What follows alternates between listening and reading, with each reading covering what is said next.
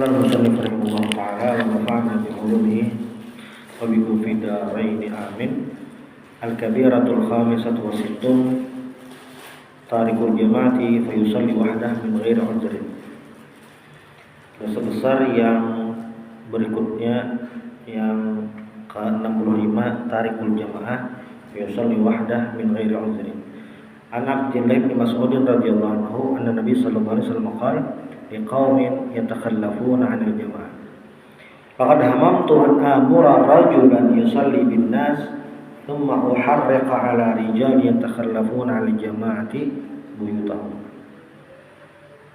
Wa qala 'alaihi salatu wassalam la yantahiyanna aqwamun an wad'ihimul jama'at aw la yakhtimanna Allahu 'ala qulubihim thumma la yakunanna minal ghafilin.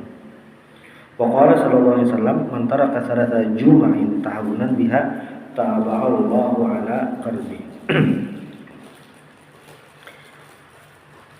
Dosa besar berikutnya, ini adalah salah satu pembahasan yang khilaf di antara ulama tentang sholat berjamaah.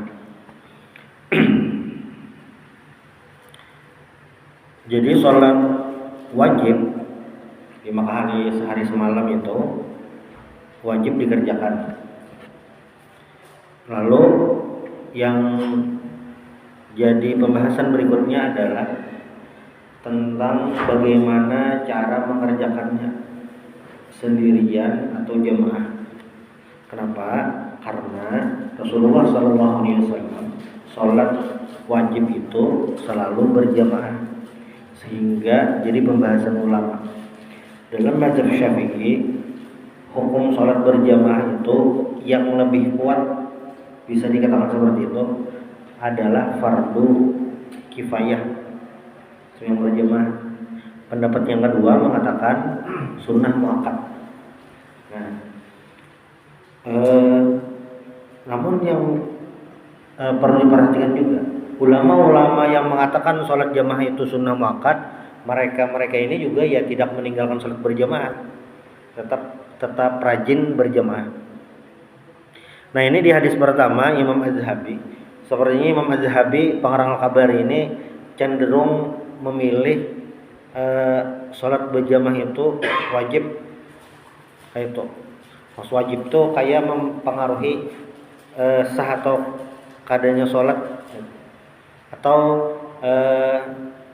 lain perkara sunnah muakkad. Nah, hadis yang pertama, laqad hamamtu an amura rajulan yusalli bin nas thumma uharriqa 'ala rijal yatakhallafuna 'ala jamaah buyutahum. Laqad hamamtu. Nah, itu poin pentingnya.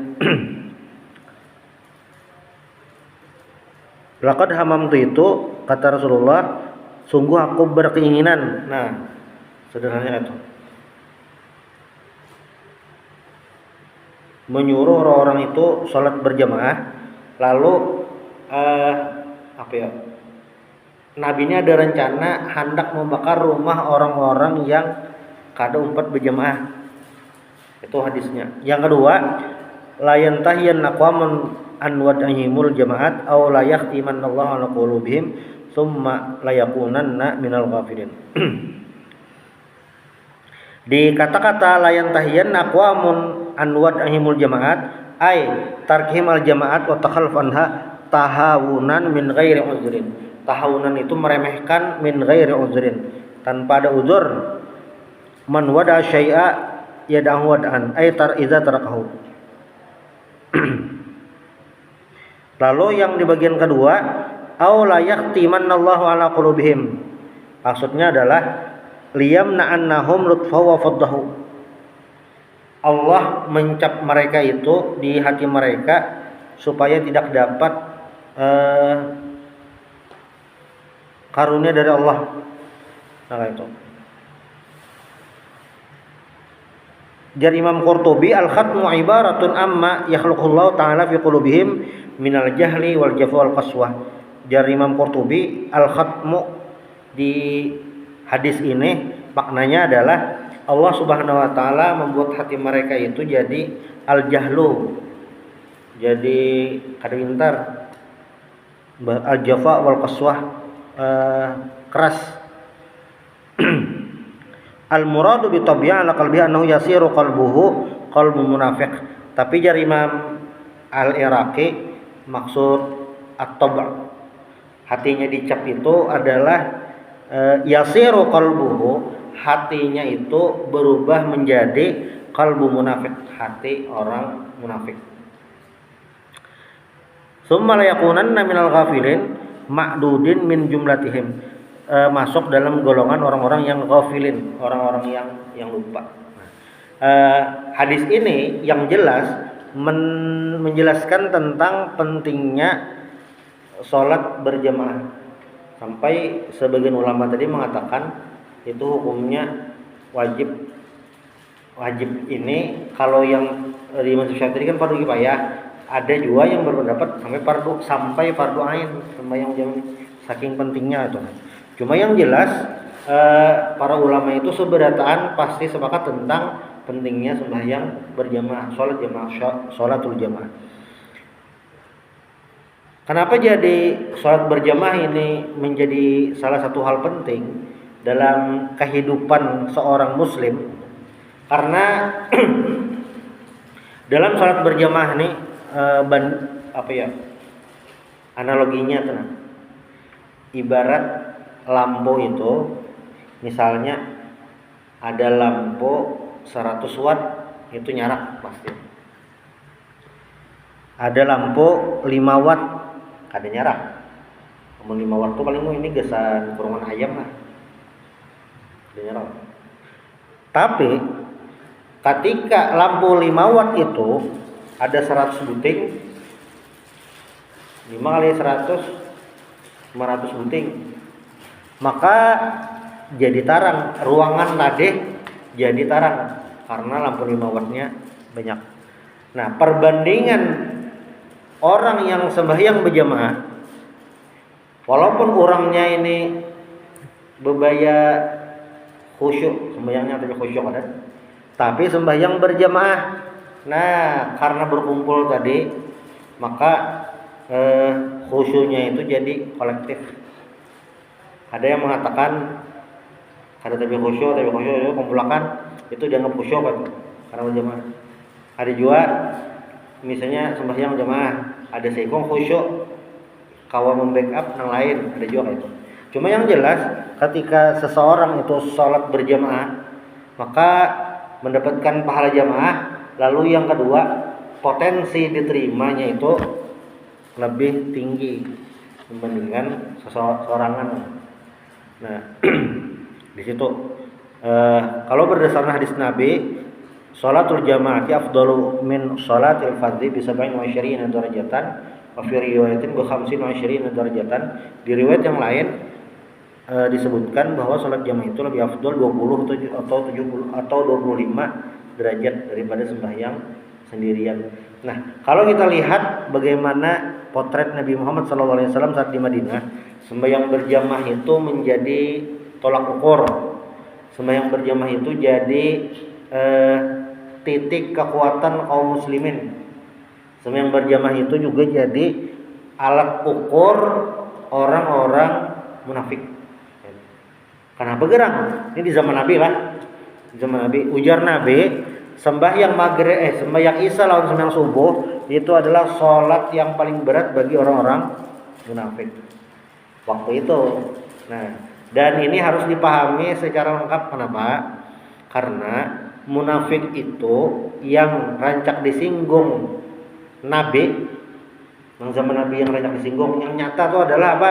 Mereka-mereka yang memang tidak beriman kepada Allah, tapi secara zahir mereka mengaku beriman, menyatakan keislaman, bersyahadat 4 orang Islam juga kayak orang kayak itu. Nah, makanya para ulama hari ini yang berhubungan dengan sembahyang berjamaah, para ulama itu membagi 2 tipe munafik. Ada munafik i'tiqadi, ada munafik amali. Munafik i'tiqadi ini yang memang secara tampilan Islam KTP kayak itu. Kan kita mengukur tuh yang zahirnya aja. Tapi hatinya dasar kada beriman kepada Allah Ta'ala. Yang orang-orang di Madinah itu nah. Nabi munafik itu ini dasar kada beriman oleh Nabi Muhammad. Dasar kada bang. Kada lalu bang apa? Hanya pura-pura aja untuk apa mengamankan diri supaya ya apa. Nah kalau kita lihat dalam sirah, orang-orang munafik ini selalu menjadi benalu, menggunting dalam lipatan, musuh dalam selimut. Yang pertama waktu Ghazwat Uhud, kan kisahnya musyawarah Nabi. Ya, Nabi kita hendak diserang, kita bertahan Madinah atau keluar kota Madinah kita. Musyawarah akhirnya keluar keputusan bersama keluar dari kota Madinah. Oke, itu yang diambil, berangkat. Berapa jumlahnya? 1000 orang. Sampai di tempat ibaratnya mendirikan kemah, base camp. Musuh sudah mendirikan base camp juga, sudah kelihatan nah, kemah musuh sudah kelihatan. Ternyata Abdullah bin Ubay bin Salul putar balik bersama 300 orang. Jadi di Ghazwat Uhud itu sisa 700 aja. Berikan 300. Itu. Lalu apalagi di perang Bani Mustalik. Nah, perang Bani Mustalik ini, jadi kisahnya ini Bani Mustalik ini ada kabar hendak diserang. Ada kabar Madinah hendak diserang oleh Bani Mustalik. Sebelum mereka menyerang, langsung Nabi mengumpulkan pasukan menyerang Bani Mustalik. Bani Mustalik ini kabilahnya biasa aja, kada banyak. Orang munafik tahu musuhnya kayak itu, tahu musuhnya nyaman aja, easy, nyaman aja kata beginner. Tulakan munafik berada. Ghazwatul atau disebut dengan Ghazwatul Muraisiyah, Ghazwah Bani Mustalik. Itu adalah. Nah, karena munafik ini tulakan Bani Mustalik tadi, tulakan. Jadinya tahu kisahnya. Nah, di momen ini juga Aisyah radhiyallahu anha, istri Nabi, Sayyidatuna Aisyah, Ummuna Aisyah radhiyallahu anha, tertinggal rombongan. Ini mencari kalung kah itu? Tertinggal. Jadi kan di atas unta itu ada sakaduk wadah doang. Dikira rombongan, sini sudah berbuat, padahal tertinggal. Sudah duduk kain nama hadangnya tertinggal rombongan apa? Lalu ada mungkinnya dasar berdudi bang, pasukan muslimin ngaranya Sofwan bin Mu'attal membawa tunggangan kayaknya kuda, melihat Aisyahnya sini penanduk kada bepandir juga, jadi langsung isyarat aja ya. Nah lalu Aisyah menaik di tunggangan, Sofwan bin Mu'attalnya menuntun. Dalam riwayat itu tidak terjadi pembicaraan untuk menerai. Sampai di Madinah, nah munafik ini menggoreng beritanya, bazar, di macam-macam kisahnya. Apa? Aisyah selingkuh. Siapa tuh orang haro-haro munafik? Jelas benar dah. Buktinya adalah tujar berjalan berdua. Nah, kebetulan waktu sampai di Madinah ini Aisyah ini garing. Kebetulan garing. Jadi kada tahu kisah. Jadi Madinah itu gonjang-ganjing kurang lebih sebulan. Aisyah ini kurang apa itu? Istri Nabi. Periwayat Nabi, hadis Nabi yang banyak lah itu. Selain Abu Hurairah sini banyak juga. Anak Sayyidina Abu Bakar, Aisyah itu. Dapat fitnah, iya itu. Siapa yang marah? Ya ban munafik tadi. Gonjang-ganjing macam-macam. Ada beberapa sahabat yang terfitnah. Terfitnah itu maksudnya kayak ini nah. Umpat juga menggosip sahabat, umpat juga menggosip. Termasuk ada keluarga Sayyidina Abu Bakar yang umpat menggosip juga. Padahal keluarga Sayyidina Abu Bakar ini miskin dan buahnya itu diokosi Sayyidina Abu Bakar. Nah, ini lucu benar nih. Ini keluarga Sayyidina Abu Bakar. Tapi diongkosi Sayyidina Abu Bakar kehidupannya nih, berdua beranak. Pokoknya ada nang mama dan nang anak kan. Yang manone nang anak tuh nah. Ini jo empatan menggosip. Wah. Nabi bang kayak Pak, Nabi pending mahadangi wahyu dulu. Kurang lebih sebulan turun ayat di surah An-Nur memadahkan Aisyah perempuan yang suci. Itu satu. Lalu yang kedua, sahabat-sahabat tadi yang jadi corong gosip tadi itu di hukum qadzaf. Qadzaf itu menuduh berzina 80 kali cambuk. Termasuk di dalamnya ada Hasan bin Thabit. 80 kali cambuk udah selesai habis kisahnya. Yang sahabat tadi aman dah. Yang munafik bang, nah yang munafik waktu itu kada dieksekusi. Kayaknya dibilangkan dasar dilihatkan dulu. Sudah. Lalu masih di tahun 5 Hijriah, perang Ahzab itu kan kaum muslimin bertahan total. Nah, orang-orang munafik itu yang jadi musuh dalam selimut, melemahkan semangat kaum muslimin buahnya. Itu. Nah, momen terakhirnya apa orang-orang munafik ini?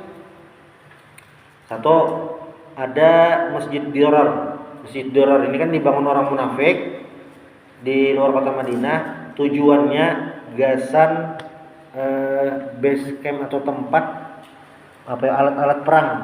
Bilanya ada anak orang menyerang di situ singgah menyerang kaum muslimin. Makanya Masjid Dirar itu dihancur. Susubdeng. Lalu yang sebutingnya pas perang Tabuk. Nah, di perang Tabuk ini pertama musim panas, musim panen kurma. Jadi santai di kabut, panen itu nyaman bener. Duit lagi pancaklek gitu. Dan musuhnya Romawi, ngeri musuhnya. Kumpul berdatang. Nah, turun ayat ini bisa jadi cek tentang asbabun nuzul atau apa ngarannya nih, yang berhubungan dengan surah Taubah.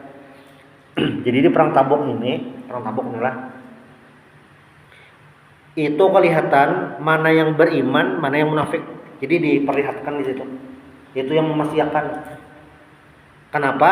Jadi yang dasar bujur tulak ke perang Tabuk ini hanya orang beriman aja. Nang munafik beratan bahabis, alasan macam-macam kada hendak tulak. Macam-macam ada nombor pada garing lah, sakit batis, panci buntus lah kira-kira macam-macam. Ada nang miskin-miskin hendak tulak rawa. Kenapa? Duitnya kada. Jadi jihad itu dasar pakai di seorang dulu kan. Memang ada yang kawan ditanggung, ada, tapi kada seberatan kotor cover. Jadi ada beberapa orang miskin yang menangis sunnah nabinya. Anak umpat, duit ada. Itu. Nah, ada juga yang bahasanya tuh hayal. Orang tulakan entah apakah timbul kada umpat. Padahal nih beriman bujuran. Salah satunya adalah Ka'ab bin Malik. Ini kan Sidin ini pas panen kurma. Oh, tulakan kita jihad perang Tabuk. Nah, lagi panen. Oh ya kah, ada yang lo kan siap-siap dulu. Orang ini, saya keramian, kadinget lagi, bulikan orang. Untung ada aja. Nah, lalu datang kepada Rasulullah, Ka'ab bin Malik, saya akan jujur. Munafik banyak kayak itu ngeles mawalohin Nabi-nya. Ka'ab bin Malik, saya akan jujur. Ada bertiga yang jujur juga itu. Kami duit ada aja. Awak sehat aja, cuma kami ini bukan kedahun tulak, kami ini kedinget lagi dah, terus ada lagi keramian nano, tunggu ya. Nah sampai turun sanksi kepada mereka di boikot. Jadi kaum muslimin siapapun termasuk istri mereka kada boleh memandiri. Jadi maksudnya kada dihindari. Ada yang pertemuan sebelumnya ada kisahkan dah. Nah di momen ini yang pas perang Tabuk. Ini bukan Sidin beriman, orang miskin tadi beriman juga. Nah, yang ada umpat-umpat itu berarti bukan munafik kelihatan. Ini dan sholat jamaah tadi alat ukur ya Karena di situ sab kaum muslimin bersatu. Jadi satu komando, ya satu imam. Di riwayat lain, ini riwayat Abu Daud, man taraka salasa jum'in tahawunan biha taballahu ala qalbi. Siapa yang meninggalkan 3 Jumat tahunan ini meremehkan, menganggap enteng. At-tarku min ghairi uzrin, tanpa ada uzur, amun garing uzur, sakit parut uzur, sakit parut itu uzur juga. Sakit parut itu bahasa Banjarnya beheraan. Itu uzur tuh. Tapi jar awak sehat aja, bujur awak sehat. Amun sembahyang Jumat beheraan ngalih. Pas sembahyang Jumat tuh nah beheraan ngalih. Amun hendak memaksa juga lah, amun hendak memaksa tulak, usahakan sapnya di halaman. Tidak minta behera ya apa lah itu. Jangan di tengah. Jumat tadi yang kada sembahyang ini, satu memang tahawunan, ini meremehkan. Lalu yang kedua dasar pengoler. Kalau yang pengoler ini masih ya dalam koridor Islam aja kan berdosa. Nah ini ada tahunan, ada belum terbuka jalannya. Nah itu benar ya. Cuma kada amun orang meremehkan tuh kayak ini nah.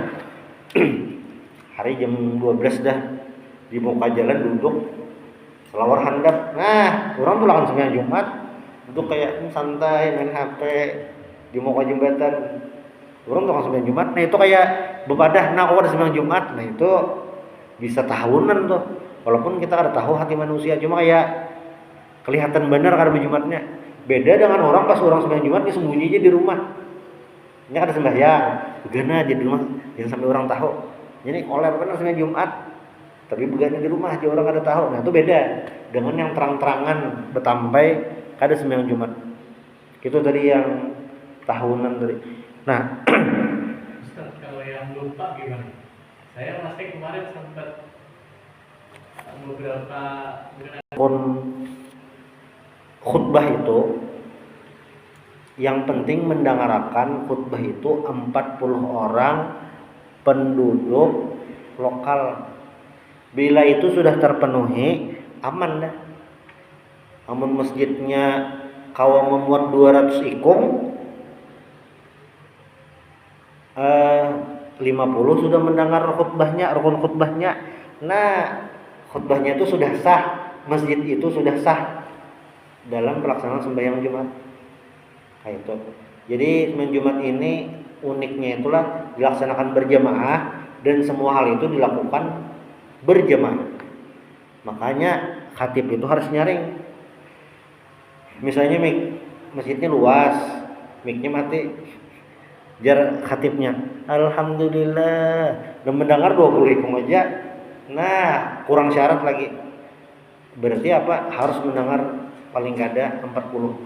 Makanya bilanya jamaah Jumatnya itu orangnya mempas tuh misalnya orangnya 60, ya masjidnya halus 60. Misalnya ini kan dalam masjid, di tempat lain ada kan luasnya di masjid. Ini kan sapnya nih 12 lah. 12 lah. Berarti sampai di belakang Tihang itu 40-an kurang lebih. Pasti lebih dah. 60 lah kira-kira. Lebih 60 lah, bisa 70-an di sini bilangnya Pak. Waktu khatib assalamualaikum warahmatullahi wabarakatuh, orangnya ada 55 yang hadir. Alhamdulillah 30 hikung guring. Nah, itu kayak apa hukumnya? Kalau secara fikih taktis, bangun nih dulu harus mendengar rukunnya. 40 mendengar hanya aman. Makanya kadang khatib itu mengulangi rukun kan di awal dah waktu alhamdulillah. Kayaknya pas yang sebelum barakallah itu mengulangi dulu alhamdulillah Allahumma shalli ala Muhammad, supaya apa? Supaya mendengar seberataan. Nah, Itu. Ini tentang sembahyang Jumat atau berjamaah saking penting. Dua hal berbeda lah, sembahyang wajib berjamaah dengan sembahyang Jumat. Kalau sembahyang Jumat ulama sepakat seberatan wajib dilaksanakan secara berjamaah. Misalnya orang ini tulak ke luar negeri, berombongannya 15 ikung, tulak luar negerinya misalnya ke Korea Utara hari Jumat, hendak sembahyang Jumat kawalah, ya kada awal syarat kada cukup, masjid kada ada. Orang Islam itu belah masjid, kebetulan pas di daerah kota situ kada ada masjidnya. Itu. Nah, yang kedua, ini orangnya 15 aja, lain orang lokal juga dan lagi safar. Nah, memang juhur dia dah kok. Karena syaratnya kada cukup, dan memang juhur dia.